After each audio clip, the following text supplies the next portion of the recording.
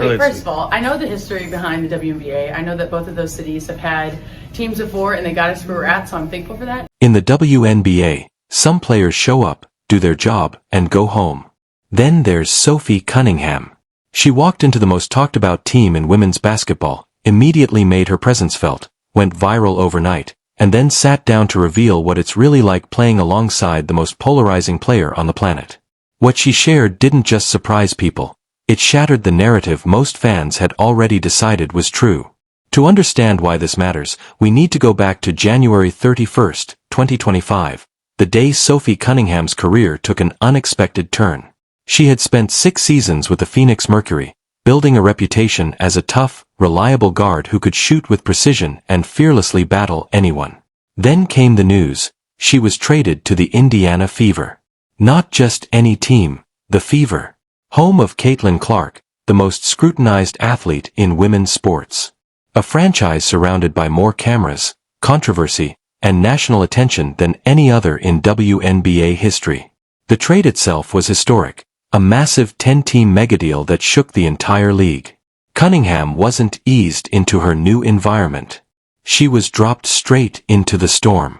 And what happened next revealed everything about who she really is. A rough start. Cunningham's beginning in Indiana was difficult. She tweaked her ankle during the preseason, delaying her debut until May 22nd. Just a week later, another ankle injury sidelined her for 2 more weeks. She was playing for a new city, a new coach, a new system, and new teammates, all while battling her own body and trying to find a rhythm. In those first weeks, she struggled. Chemistry wasn't clicking. Momentum was absent. Many questioned whether the trade would work at all. But somewhere just before the All-Star break, something clicked. Cunningham was inserted into the starting lineup, and she didn't just find her stride, she exploded. In 13 games as a starter, she averaged 11.2 points and shot over 51% from the field, making her arguably the most efficient player on the roster during that stretch. The Fever had found their enforcer. And she was just getting started. The incident that defined her nothing in the 2025 WNBA season generated more raw reaction than what happened on June 17th. The Fever were hosting the Connecticut Sun, and the game had turned physical. In the third quarter, Sun guard J.C. Sheldon poked Caitlin Clark directly in the eye, a play that often results in little more than a shrug and a free throw. But Sophie Cunningham wasn't shrugging. 1 quarter later, she grabbed Sheldon and pulled her clean to the ground in front of the entire arena. She was ejected immediately. The moment went everywhere. Social media melted down overnight. Cunningham's Instagram gained hundreds of thousands of followers in hours. Her TikTok jumped from 300,000 to over 1.2 million. She became a household name outside of basketball almost instantly. When she finally addressed the media, she kept it simple: "I'm going to protect my teammates. That's what I do." She also confirmed she was fined roughly $900 by the league, and made it clear she had zero regrets. That moment wasn't just a viral clip. It was the moment that redefined Sophie Cunningham's public identity. Speaking truth on her podcast, what made the fallout even more fascinating was what Cunningham revealed shortly after on her brand new podcast, Show Me Something, which she launched with her childhood friend and reality TV star, West Wilson. She didn't hold back. She admitted something that had been rumored for months. While still with the Phoenix Mercury the previous year, there were actual locker room conversations about how to handle Caitlin Clark during her rookie season. She confirmed what many suspected but few said aloud. Players around the league were deliberately targeting Clark to send a message, to show her what the W really is, as Cunningham put it. She said she understood it to a point. That's how rookies get treated. But with Clark specifically, she felt it had gone way too far. Now being on Clark's team and seeing it firsthand, Cunningham said, "I'm like, what are people doing? It's just too much. I'm over it. And if I think it's too much, it's probably too much." Coming from someone who had been in those rooms, those words carried weight. This wasn't a hot take, it was a confession. The podcast became a platform where Cunningham kept dropping truth after truth, and fans couldn't get enough. In one episode, she directly addressed those questioning Caitlin Clark's impact on the league. She didn't use careful language or hedge. Her message was clear: if you don't think Caitlin Clark is the face of the WNBA, or if you think the league would be where it is without her, then you're flat out wrong. She made clear she wasn't tearing down other players. She respects everyone.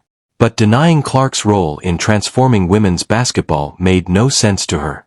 And she said it with a bluntness that made it impossible to ignore.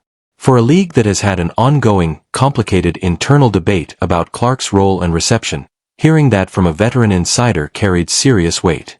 The clip went viral all over again. A different side emerges, then came the moment that shifted the entire tone of the narrative. Away from the fights, the podcasts, and the viral moments, Sophie Cunningham showed a completely different side of herself.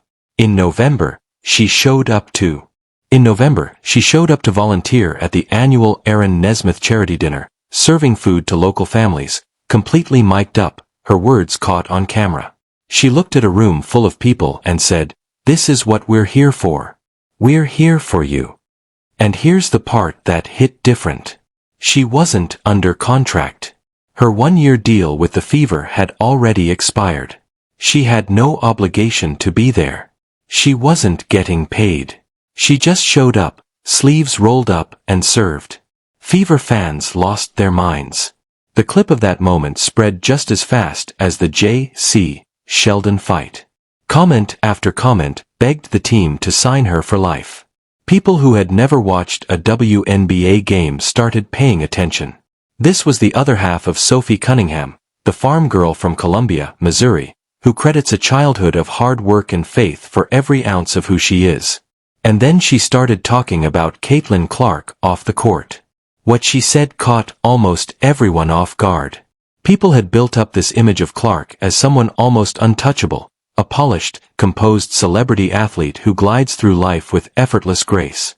Cunningham dismantled that image completely. In an appearance on the Like a Farmer podcast, she was asked for her favorite story about Clark.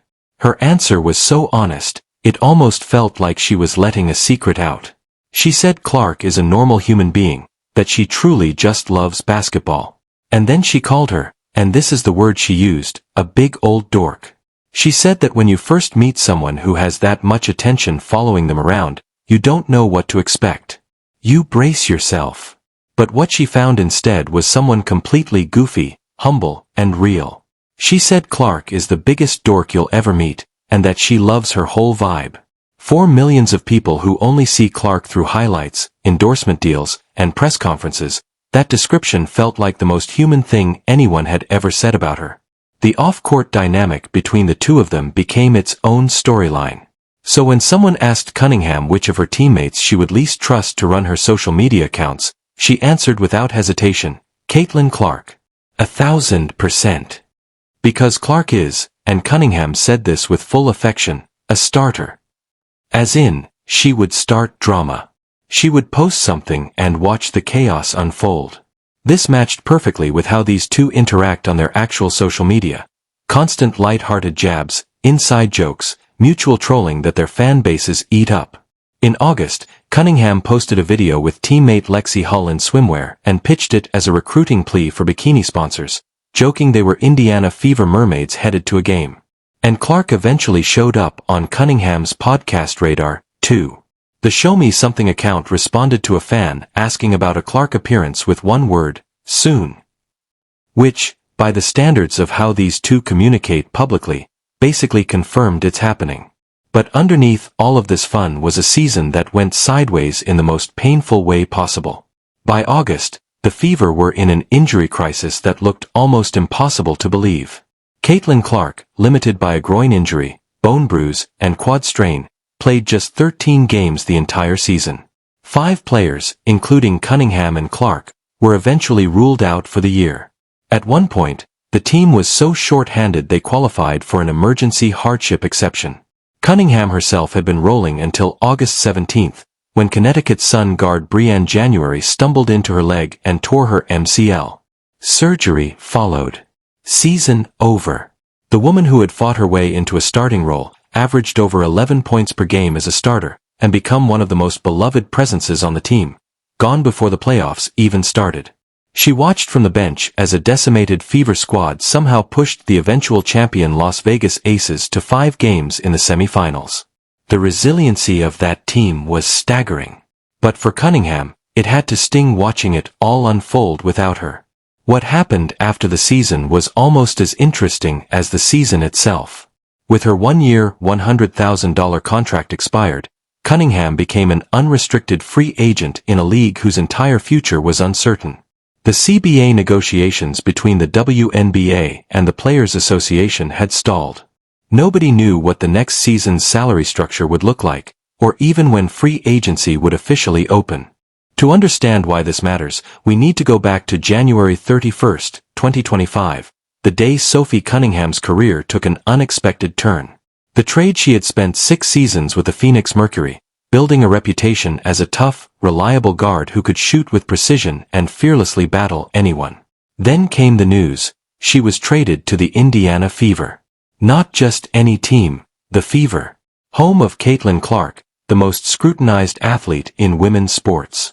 A franchise surrounded by more cameras, controversy, and national attention than any other in WNBA history. The trade itself was historic, a massive 10-team megadeal that shook the entire league. Cunningham wasn't eased into her new environment. She was dropped straight into the storm. And what happened next revealed everything about who she really is. A rough start. Cunningham's beginning in Indiana was difficult. She tweaked her ankle during the preseason, delaying her debut until May 22. Just a week later, another ankle injury sidelined her for 2 more weeks.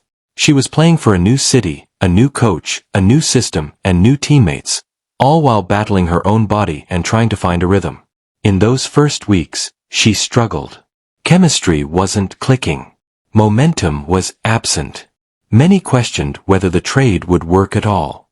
But somewhere just before the All-Star break, something clicked.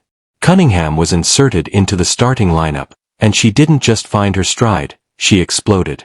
In 13 games as a starter, she averaged 11.2 points and shot over 51% from the field, making her arguably the most efficient player on the roster during that stretch.